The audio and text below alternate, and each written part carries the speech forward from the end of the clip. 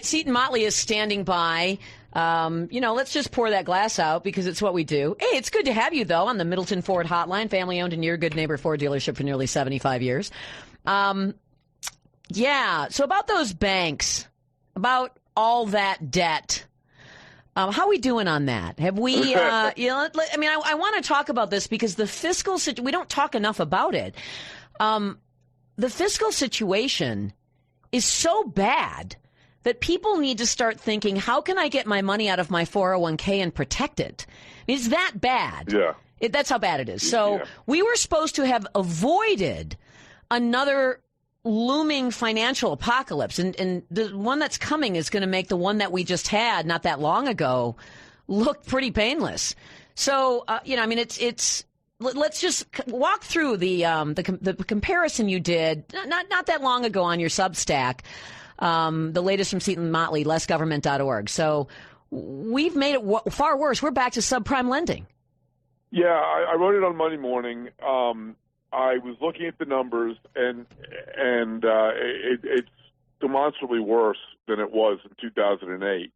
And it's funny, I subject myself to CNBC every morning, weekday morning, and today they were talking about the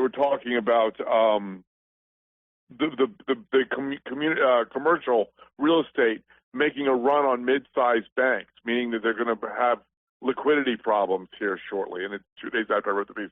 Now, what I looked at, of course, was in 2008, the chief driver of the problem was the subprime mortgages. The housing market was the problem. And I did a quick check on the numbers, and this is adjusted for inflation. The adjusted for inflation housing debt in the first quarter of 2008 was a little over $10 trillion. It is currently over $20 trillion. It's double what it was in 2008. And again, adjusted for inflation. As you said, they've started reissuing, and this is the mid-2010, 2015, something like that. They started reissuing subprime mortgages under a new name, non-prime, not subprime, non-prime. But they've been making those loans for almost a decade now. And I couldn't, no one wants to talk about it, so I couldn't find any numbers on what percentage of the $20 trillion that is. But it's a non-nominal portion, I'm sure. Then we've got the commercial real estate. The latest number I could find was in 2020. Of course, it's only gotten worse since then. There was over $3 trillion, almost $4 trillion of commercial property debt being held. And, of course, no one is buying it. They're trying to have a fire sale on it, and they can't rent it out, and they can't sell it because, hundreds of millions of humans stopped going into the office after 2020, after the lockdown. So there's that. The total home debt, total household debt is adjusted for inflation about the same as it was in 2008. However, there was almost no inflation in 2008. There, of course, is demonstrably more inflation now. Wages aren't keeping up. So the debt being held is much harder to pay off now than it was then. And then, of course, you have the interest rate situation where literally they'd cut it to zero or a vanishingly small number close to zero in 2008. And now, of course, we're looking at 5, 6, 7, 8%. So the interest rate on all this. Now, we're talking about what's the prospective bailout. Well, the bailout in 2008 from the federal government was $16.8 trillion. That was the total all-in bailout. It's going to have to be much larger now. And, of course, we're dealing with a government that's tripled its debt since 2008. It's over 3 times as large now, over $34 trillion, than it was in 2008.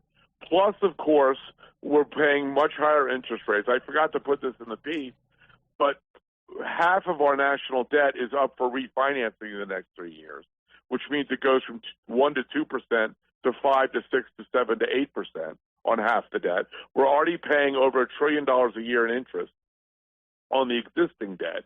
We're going to pile on $2 trillion more this year. this fiscal year. And, of course, on the books, Social Security and Medicare are well over $100 trillion short in the next 30 years. So I'm not very optimistic. That doesn't even include all of the potential government help. But yes, so I wouldn't be optimistic either. So minimally, to cover just real estate, we're looking at, I'm doing the numbers here, I'm just adding them together, $24 trillion if everything collapses. Right. 23 or $24 trillion. It's all made up money. It's all made up money. $34 trillion in debt. The interest rate on our debt, when it resets, that half of that debt, when it resets to a higher interest rate, that is the debt crisis. That's it. And that's 2 or 3 times higher interest rates, by the way. Yes, that's the debt crisis that Ron Johnson's come on this program and talked about for about 15 years. That's what we're talking about. That wipes out a huge amount of the budget. So then what do? Because nobody will say no. Nobody will take the cut. Nobody will take the cut. We have got right now Mitch McConnell, who has, by the way, been in leadership throughout all of this. The debt going from $10 trillion to $34 trillion, Mitch McConnell negotiated those deals. All of this stuff had one thing in common, and that was Mitch McConnell, by the way. But Mitch McConnell right now wants to spend $60 billion we don't have on Ukraine. Right. Mitch McConnell right now wants to send $14 billion to Israel, $60 billion to Ukraine, $20 billion for no good reason. That will go to nothing except increasing the number of people who want to come to the United States and use welfare programs, who can't afford to buy houses, even with no prime loans, because the no prime loans are being offered at 2.27 ARMs, which blew my mind, by the way. 2-year teaser rate, 27 years after that interest rate readjusts into sky-high territory there, and then you're screwed. So, yeah, and let's pile on. What happens when nobody wants to trust the U.S. dollar anymore? That's right. And that's another thing I noted last year. About a third of the way through last year, it was announced that the BRICS countries, and I never can remember the damn acronym members. It's Brazil, it's India, it's China, it's Russia, and then, they invited 8 additional countries to join as of January 1st, 2024. They now represent 42% of the global economy. And one of their main attractions to, grouping together is they don't like the dollar anymore. And this is remember the old Aesop fable, The Emperor's New Clothes? Yes. Where the emperor gets conned by con men. He's walking around in his underwear, and they tell him only the most sophisticated and intelligent people could see the clothes. And so he goes out he organizes a parade to show off his new wardrobe, and he's walking through the street. No one wants to yell, "Hey, you're naked." Except finally at the end of the story, one kid goes, "Why is he in his underwear?" Well, that's the U.S. dollar. The only thing propping up the U.S. dollar right now is that everybody's in on the line. Everybody's using it, so nobody wants to say, "Hey, by the way, this is completely worthless." So as soon as those BRICS plus 8 decide to do some other currency, whether it's make up their own or choose one of theirs, and they start using their currency rather than the dollar, then we have a run away from the dollar globally, and then things get really ugly really fast in the United States. Yeah, and they're going to get ugly without that. When the interest rate, when the interest rate resets, things are going to get ugly. But if we actually that to me, correct me if I'm wrong, but I think if that happens, when that happens, that's the fastest plug being pulled out of the drain. To me, that would be the quickest, most devastating instantaneously, as opposed to, like you said, refinancing the debt and another round of printing money and all that. That'll be. No, it'll be when we don't have the dollar, when no one trusts the dollar anymore. That's right. So that's right. How do you protect yourself from this? Well, my only, because I'm now completely out of the U.S. I own nothing in the United States, except for my residual cash that I'm using to build in Belize is in U.S. banks. And what really stinks is I tried to find I can't, DC's acronym land. They passed a law called FATCA. That's the acronym. It's federal something something. And what they've done is you basically cannot open a bank account anywhere in the world without being reported immediately to the United States. They put the elbow in everybody's neck around the world. You know, you used to hear about Cayman Islands or Singapore. Well, I actually contacted the Cayman Islands and Singapore, and the first question both of them asked me was, "What's your FATCA number?" So I'm getting out of the U.S. You know this. I've discussed it with you and your nice husband. I moved out entirely. I own nothing in the U.S. The only thing that's left in the U.S. for me is my cash, what's left of it, in banks, and that worries me obviously a great deal. Yeah, because the bank situation is perilous potentially as well. You've got a lot of banks that are invested in U.S. Treasuries, so not necessarily smart. I'm looking at trying to find other global currencies. We're at the point, not only should you be, having, hundreds of pounds of bags of rice and beans and, stockpiling things, but you should find ways, everyone should find ways to protect their assets. They should you just need to do it. It's getting that close. 85% of Belize's food comes from Belize. So I'll do without Cheetos. I'll do without Cheetos because the import stuff. I'll do without Cheetos and Chips Ahoy, and I'll have fresh rice and fresh fish and fresh lobster and fresh beef and all that. But yeah, you'll never be in a position to eat Rufus, is what you're saying. Well, no. In fact, Rufus won't eat me. We worked out a deal. We're running out of time. Rufus is my dog for people who don't know. Yes. But anyway, no. Like you said, let's empty the glass. I emptied the country. I left the country. I don't see. I'm not a. I wasn't a rocket scientist, but I can certainly grab a pencil and a piece of paper and do these numbers and see they don't add up. And there's nobody who's talking about stopping it. And at this point, even if they were, it's likely it can't be stopped. And by the way, the people that would stop it Congress hasn't passed an official budget since 1996. No. That's how unserious they are. Yes. They're all naked, and they just don't know it. Good to have you on the program. I say good to have you on the program. I want people to start thinking about this stuff because none of this stuff is not by design. I appreciate the time, Seaton. Thank you. Thank you, Vicki. And everyone go to lessgovernment.org, and you can read this article, lessgovernment.org. It's the last one that was been posted, so it's really easy to find lessgovernment.org. It's Seaton Motley's Substack, 2008 big bank bailout. This time, much worse. We'll be right back. Colorado just decided to legalize psychedelic drugs. That's what we're doing. Seaton's on the program. We're talking about the insane amount of debt, the looming likelihood that the world's going to abandon the dollar. That, by the way, means poverty for most people. It's prosperity to poverty overnight. I mean, it happens so fast. We're talking a day or two. So what are we doing in government instead? So what are state governments doing to try to protect what they can protect?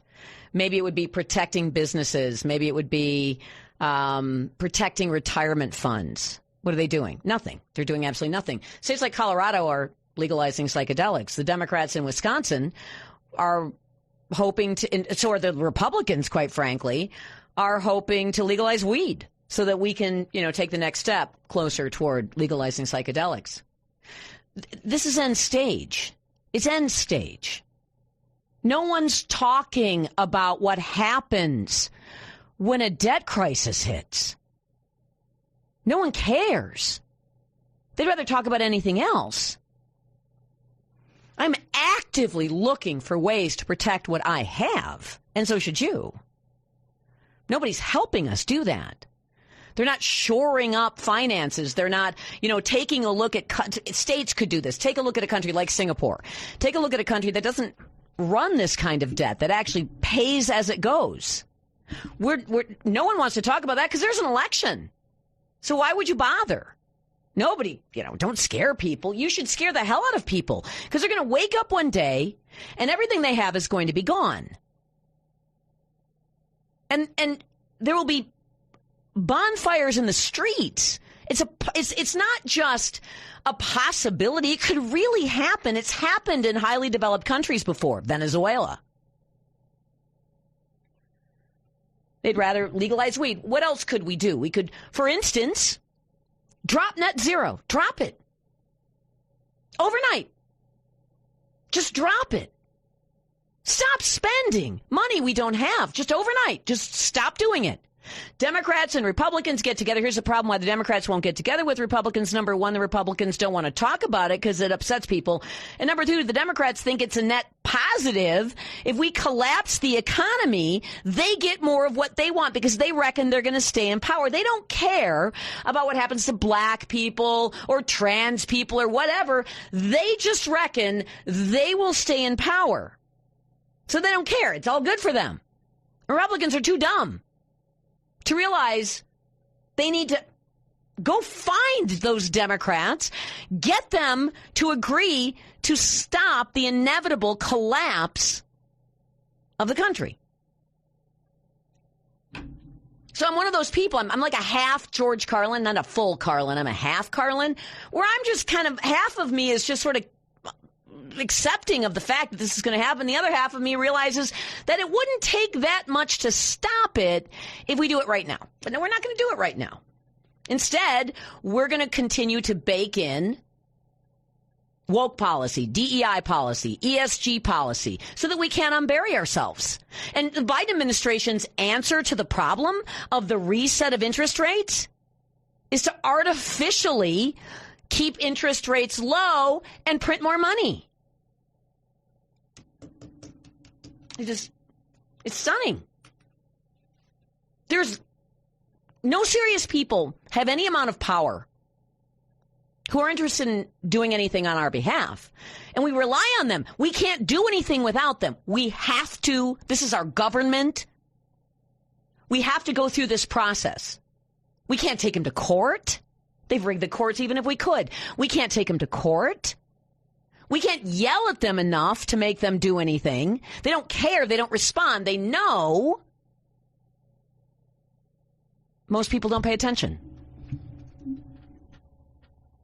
So, I mean, I look at these numbers and I look at this stuff and the lack of seriousness, and I think to myself, you should tell everyone to start shoring up food.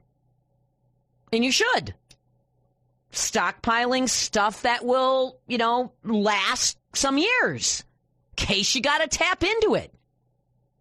Make sure you have a way in the wintertime to keep yourself warm in the event you either can't afford electricity or the country can't afford to give it to you. Because while this is all going on, we are disconnecting ourselves from power supplies. It's so bad. It really is that bad. We're really, really at the very, very razor's edge here. I don't know if Trump can save us, pull us back from the brink. I don't know. Hope so. I keep hoping. That's the other half of me. The other half of me hopes that a whole bunch of people will just wise up and realize we got one last chance here. I don't know. Social Security and Medicare together. All you senior citizens out there are thinking, well, they're not going to touch my Social Security and Medicare.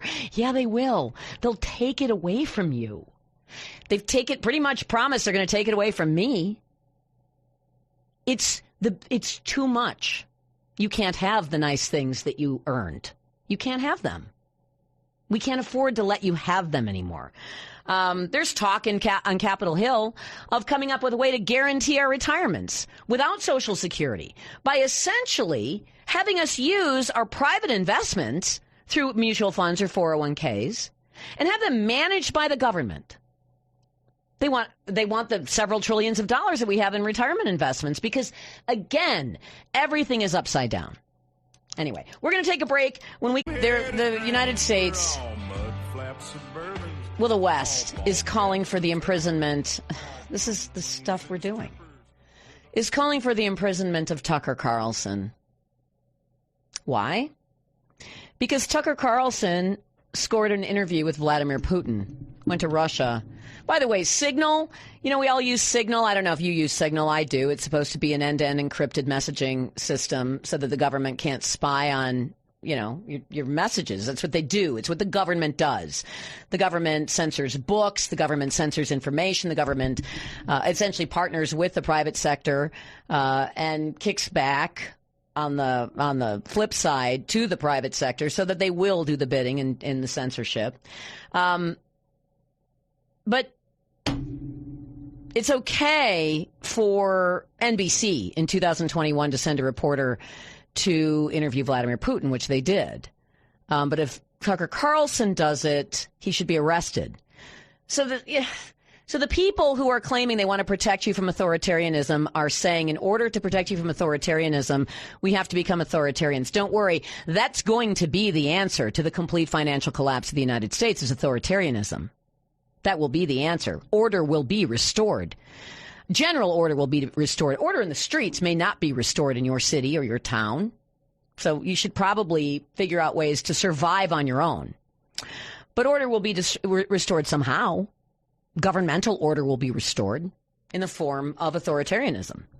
They're telling you what they're going to do. Nobody cares about the collapse, but they are telling you exactly what they think by telling you they want to take away your ability to speak freely, to read whatever you want, to listen to whatever you want, to interview whoever you want, to believe whatever you want, to worship whatever you want. I mean, they've been saying this. So here's Tucker Carlson scores an interview with Volodymyr Zelensky, and the way he sets it up is on Signal, the messaging, the end-to-end encrypted messaging service. And he gets a call asking the next time he's in D.C. if he wouldn't mind talking with the federal government, the FBI, about his trip to Russia to interview Vladimir Putin. All of it was set up on Signal. So the government already knew that he had planned to go to Russia and interview Vladimir Putin. Well, he went anyway, and he didn't meet with the government, and he decided, it hasn't aired yet, it hasn't been posted yet, so I have no idea what Tucker Carlson asked Vladimir Putin, but he's not allowed to ask questions because he doesn't subscribe to the right way of thinking. He's the kind of guy who might alarm you to the looming real estate crisis, for instance, which is the top headline right now at citizenfreepress.com. Real estate crisis looming over banks. He's the kind of guy who would talk about that kind of stuff. He's the kind of guy who might actually expose the lie of we have to defeat Russia at all costs or America is over. I mean, he's the kind of guy who might actually question whether it makes any sense to send another $60 billion to the oligarchs in Ukraine that will not be used to do anything close to win a war with Russia. Can't be allowed to ask those questions. We've got to maintain the lie that the naked United States is actually dressed in the finest of garments.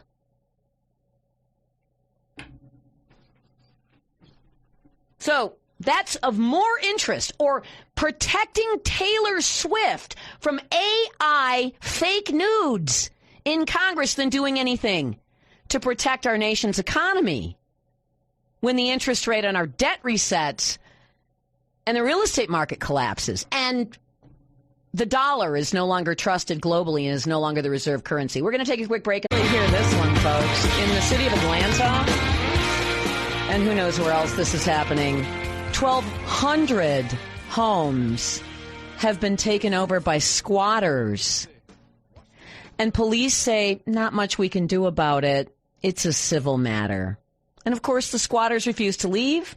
They're running clandestine, illegal operations out of the homes. 1,200 homes have essentially been stolen by squatters, and everybody's shrugging their shoulders about it. That's the America we live in now. Yeah. That's the kind of thing that's happening in this country. No one's paying attention to it, and it is eating away our ability to stay together as a nation. Never mind the economic stuff I was talking about. Culturally, the stability of our culture is being undermined so thoroughly that in cities like Atlanta, squatters feel completely comfortable just taking over someone's house when they run out to go to work, come back that night to find that they don't have a house anymore.